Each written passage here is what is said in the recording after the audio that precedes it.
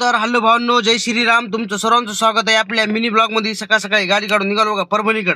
आपल्या गाडी डिझेल बी नव्हतं. मी ऐकलं पैसे घेतले ऐकून 500 रुपये मिळले दे आई डिझेलला, भाडं पडं मारल्या देतो.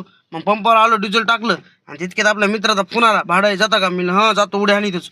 मग कस्टमरकडे गेलो बघा, त्याला घेतलं आणि मातीचं काम होतं आणि नीट निघालो बघा नांदेडकडे सण लगा. आणि पुस महिन्यात मातीचीच भाड लागायला कदराला घरी आली, अंकुळ करायला लागायली पुन्हा बाबा.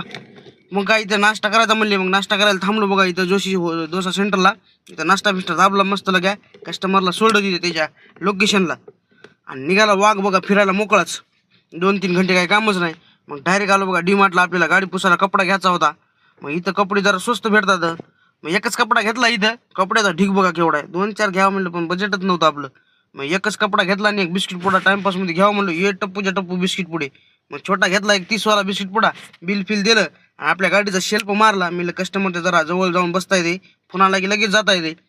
मी जवळ मस्त लागायला लावली झाडाखाली गाडी आणि निवांत बसलो बघा. आणि ते बिस्किट पुडा का घरी न्यायचं काय आपल्याला? इथंच बुगा पाडला होत्या बिस्किट पुड्याचा. मी याला का घरी न्यायचं काय?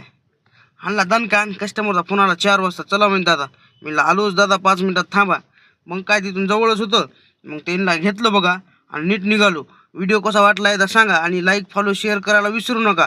धन्यवाद. भेटू पुढच्या पार्टमध्ये. आता ढकलावरी.